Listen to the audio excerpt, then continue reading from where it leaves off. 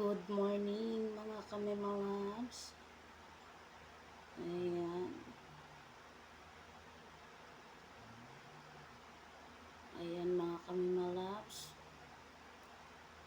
Madaling araw na po. Mag-uumaga na po mga kamemawabs. Ayan. Hindi po ako nakatulog mga kamemawabs. Ayan. Papakita ko po sa inyo yung oras. Ayan po yung oras mga kamemawabs.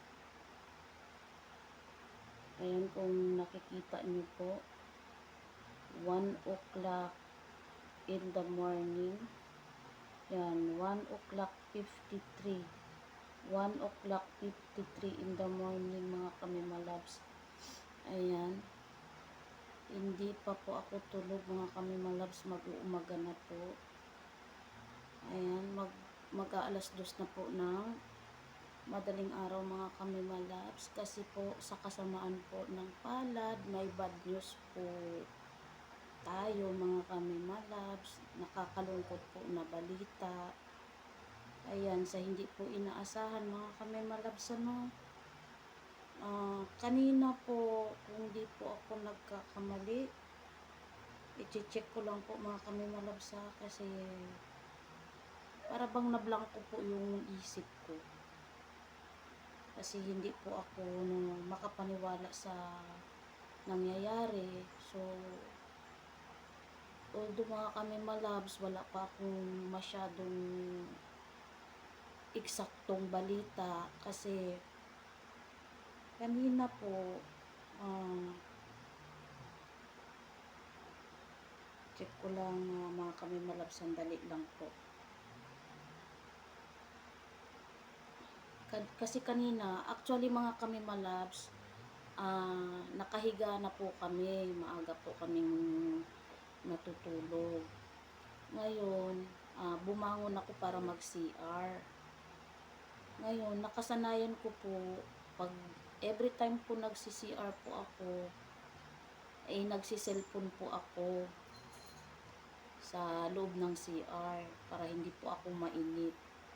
Ngayon, yung pagbukas ko po ng cellphone, may yun, pagbukas ko po ng cellphone, binuksan ko po yung account ko, yun may nakita po akong malungkot na balita.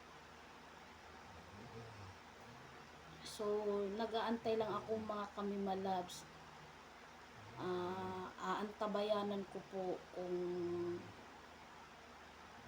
mula sa pamilya ko kung ano talaga yung katotohanan. Kasi mahirap po mga kamimalabs na magpapaniwala ako, na wala pa akong eksaktong balita. So, mainam po talaga na mag-antay muna ako.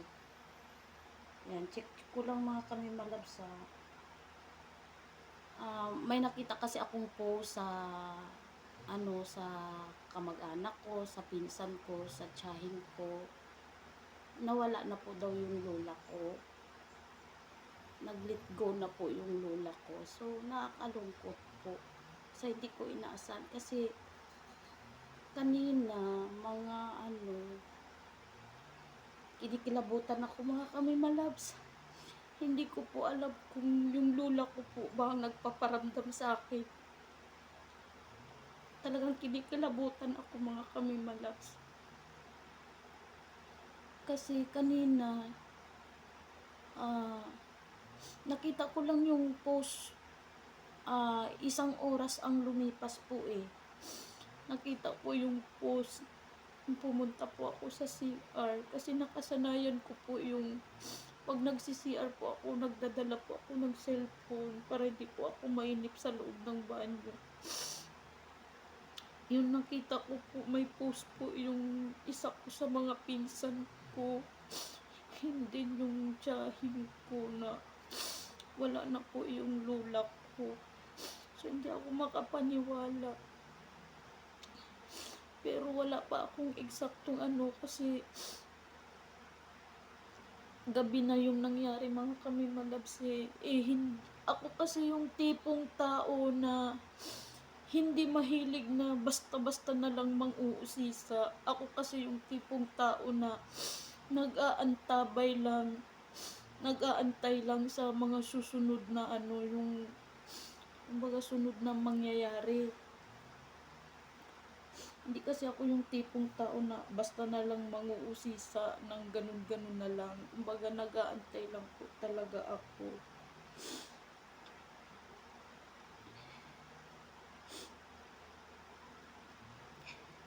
Ini-screenshot ko yun mga kami malabs eh. Wait lang.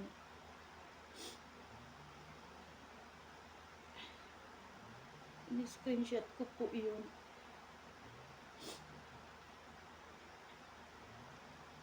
Pasensya na kayo mga kami malabs ha.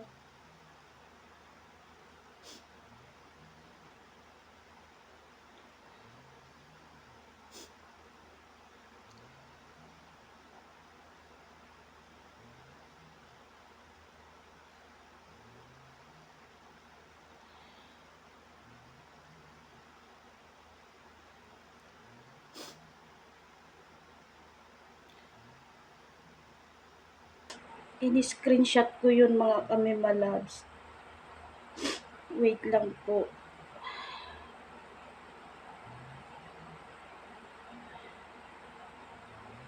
Nakita ko lang sa mga comments na ganun.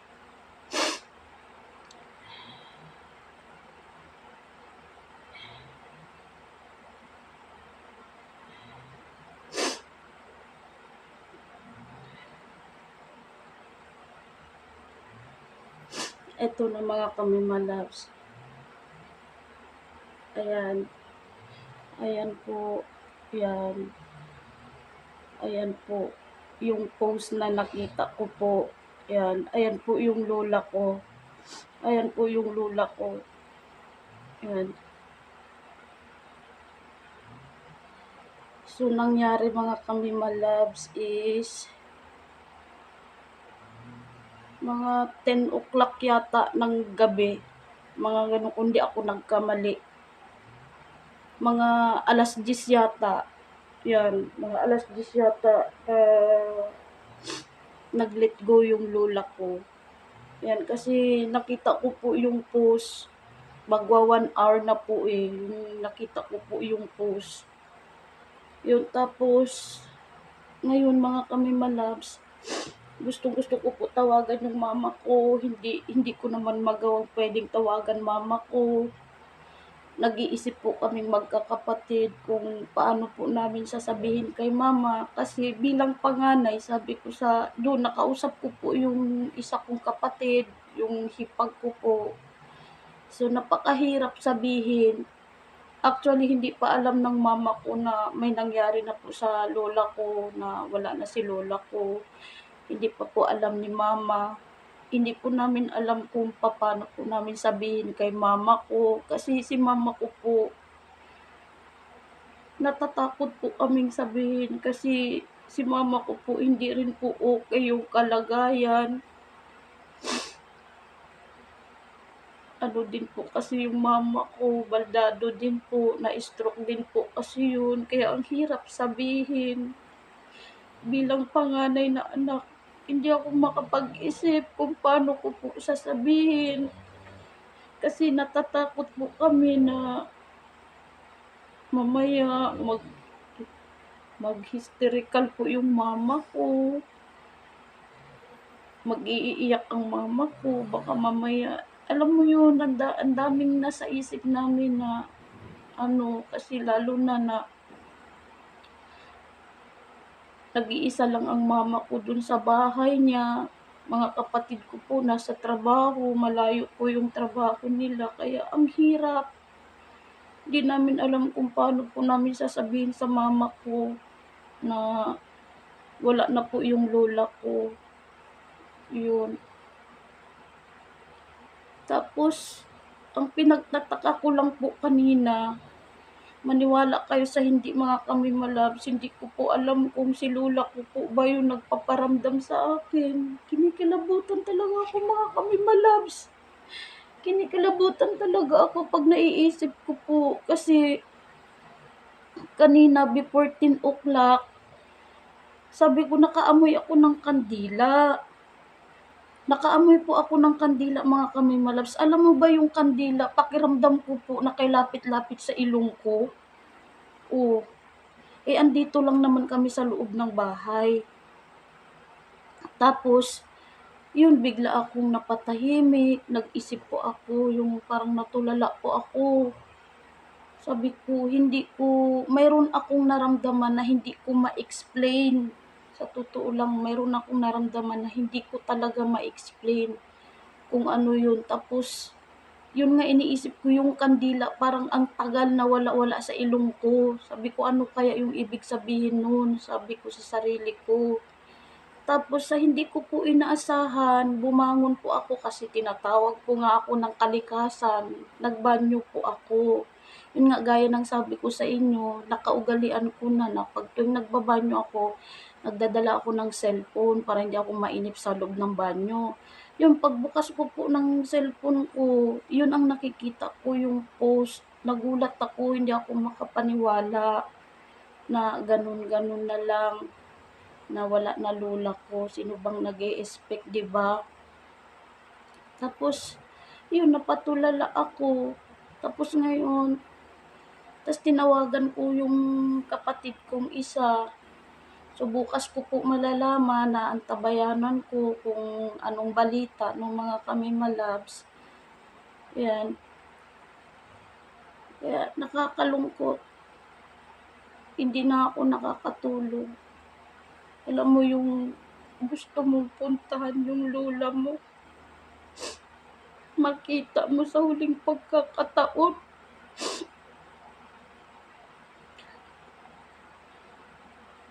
Yung lola ko po, mga kamimalabs, mahal na mahal ko po yun. Hindi sa pagmamayabang, marami po kaming mga apo niya. Marami po kaming magpipinsan. Proud ako, mga kamimalabs, na isa po ako sa mga apo niya na paborito po niya. Although na may mga pinsan na po ako na mas matanda po sa akin. Kaso lang yung mga pinsan ko na yun, maaga po silang kinuha ni Lord. So sa mga buhay sa mga apo niya, ako yung nagsisilbing panganay. Sa mga buhay na apo niya, ako yung nagsisilbing panganay. Ako yung mas nakakatanda sa mga apo niya, sa lahat-lahat ng apo niyang buhay. May mga apo po siya na na mas nakakatanda po sa akin, kaso maaga pong kinuha ni Lord yun, mga bata pa lang sila. Kaya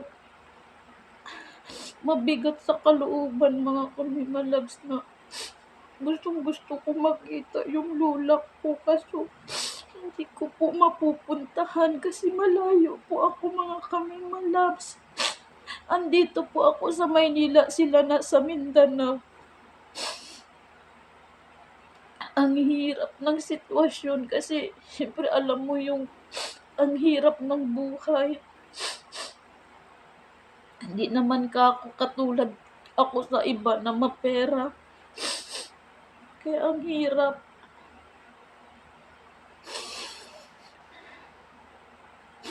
Aantabayanan ko na lang kung ano yung balita galing sa pamilya ko. Aantayin ko po yung balita galing sa mama ko, sa mga kapatid ko. Yun na lang ang antabayanan ko. At saka syempre, ipagpe-pray ko na lang po lola ko. Yung naamoy kong kandila, siya siguro yung nagpaparamdam sa akin. Kasi naamoy ko yun, mga kamimalabs, past 9.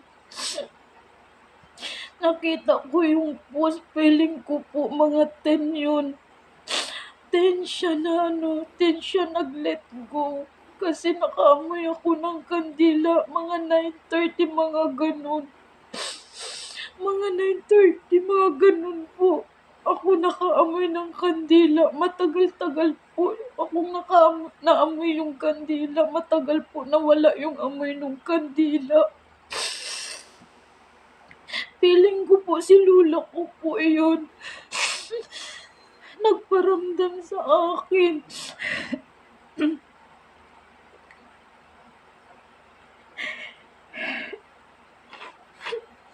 Kasi isa po ako sa mga paborito niyang apo, mga kami malab, sa totoo lang.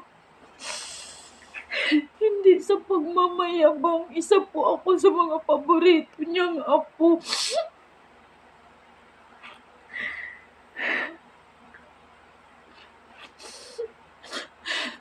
Nung nakita ko yung post po ng pinsan ko, talagang tumayo yung balahibo ko. Feeling ko po yung lola ko po talaga yung nagparamdam sa akin sa pamamagitan ng amoy ng kandila.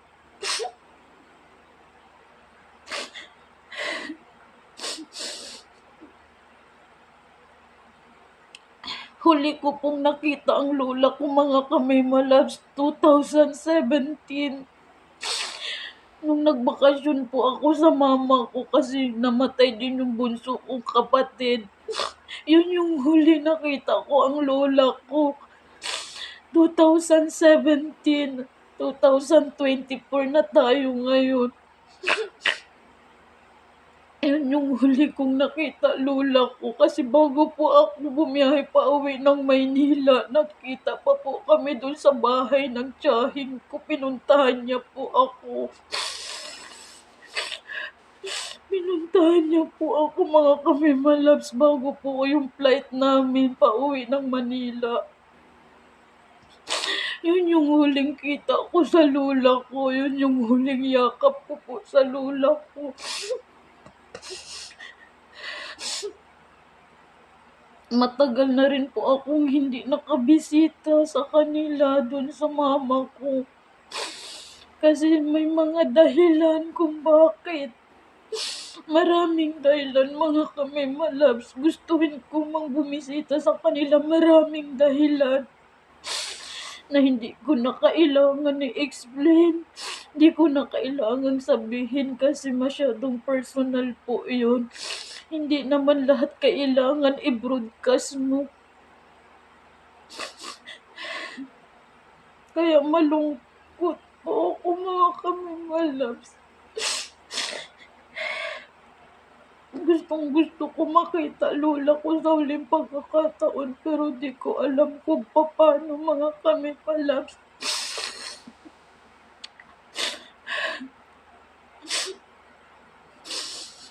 Kasi wala naman akong mahal po yung pamasahe pa uwi sa amin. Hindi naman kasi ako katulad ng iba na mapera. Yung pera namin sapat lang sa ngayon, sapat lang. Sapat lang sa pangangailangan namin. Hanggang pagtingin na lang ako sa larawan ng lola ko. Ang makikita ko po sa social media, yun na lang po.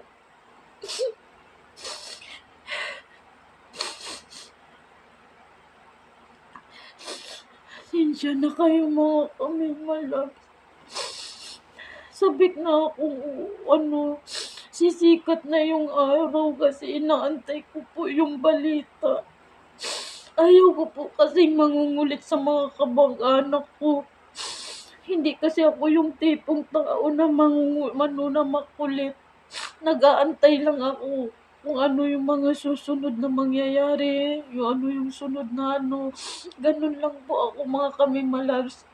Ako kasi yung tipong tao na ayaw kong pangunahan ang sinuman. Ayaw ko talaga, hindi ko po ugali. Yun yung pangungunahan ko, yung sinuman. Nag-aantay lang ako. Hindi ko alam kung paano sasabihin sa mama ko. Natatakot ako. Ayaw kong tawagan ng mama ko. So, inaantay ko lang yung kapatid ko.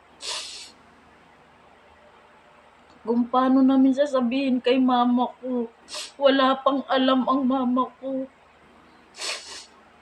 Nawala na yung lola ko.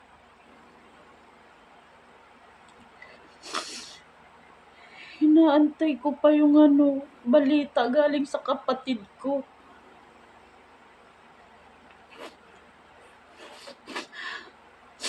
Aantayin ko po yun. Kasi sila po yung nandoon. Ang tangi ko na lang magagawa, mag-aantay kung anong balita.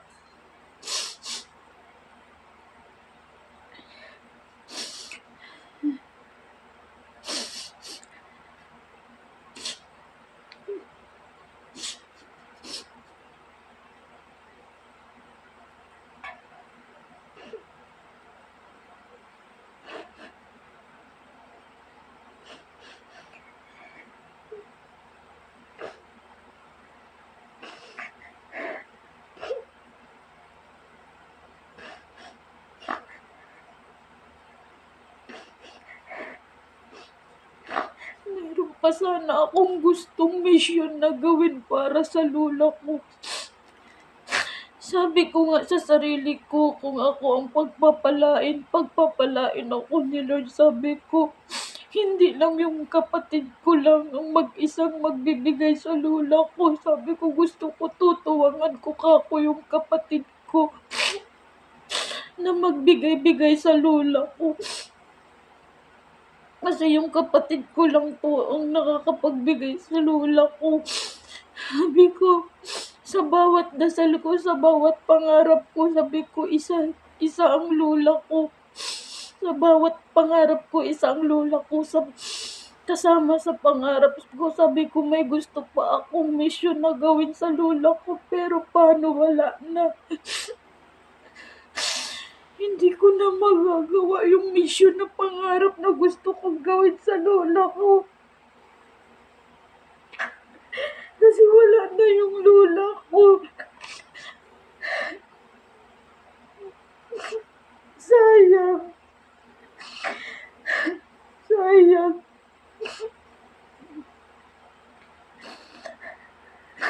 May gusto pa sana akong mission na pinapangarap ko para sa lola ko. Kasi sabi ko, kami na lang mga apo niya ang babawi sa kanya. Pero sayang, di ko na magagawa mga kami malabs kasi wala na siya.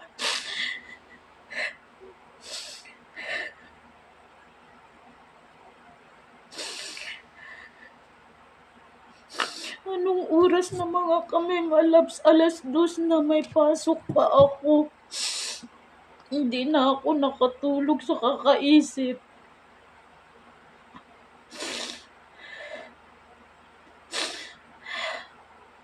Mag-aantabay na lang ako.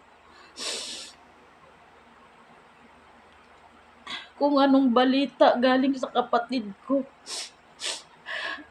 Mag-aantay lang ako mga kami malabs.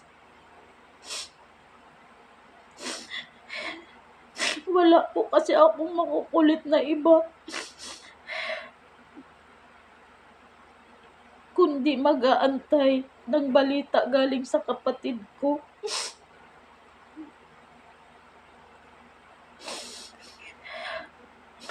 Sabi ko nga sa sarili ko, kung si lola ko man yung nagpaparamdam. Salamat, lola. Kasi kahit malayo ako,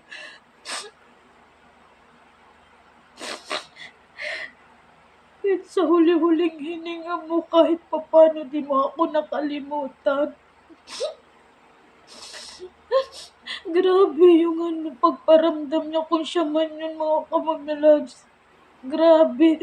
Yung kandila, alam niyo yung amoy ng kandila. Grabe talaga yung amoy ng kandila. Ang tagal po nawala sa ilong ko sa pang-amoy ko. Ang tagal.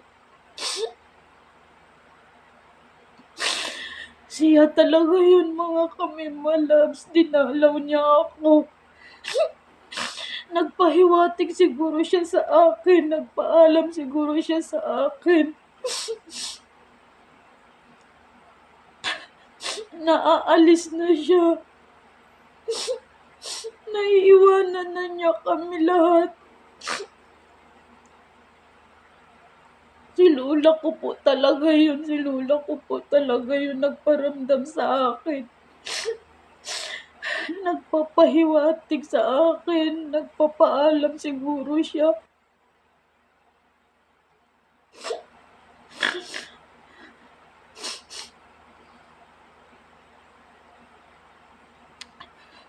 Kaya wala akong ibang masasabi sa lola ko. Salamat. Kasi kahit malayo ako, ang tagal na nating hindi nagkita, pero hindi mo ako nakalimutan bilang apo mo.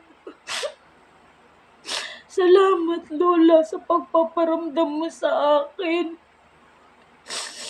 Salamat ng sobra-sobra.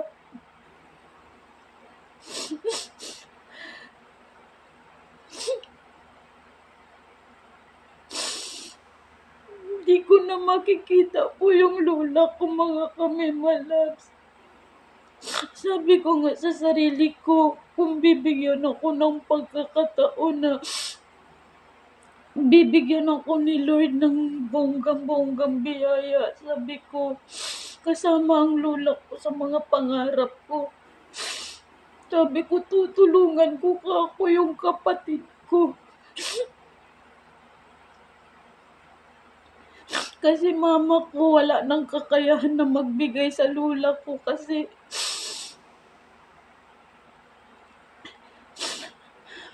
baldado na rin yung mama ko, umaasa na lang din sa kapatid ko. Eh sabi ko, kami na lang ang babawi.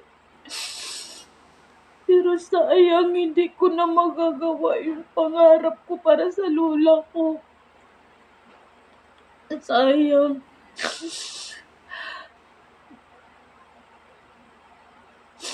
Kaya lola, kung saan ka man, rest in peace sa'yo. Patuloy ka lang sa pupuntahan mo.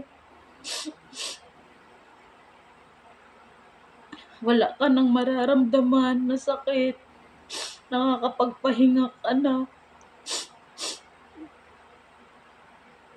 Wala akong ibang hiling sa'yo, Lola. Bantayan mo lang si Mama. Kasi nag-iisa lang si Mama doon. Yun lang ang tangi kong hiling sa'yo, Lola. Bantayan mo si Mama. Gabayan mo si Mama. Magkikita na kayo ni Papa. At saka ni Bunso. Magkikita na kayo ni Papa Midit at ni Bunso Ime.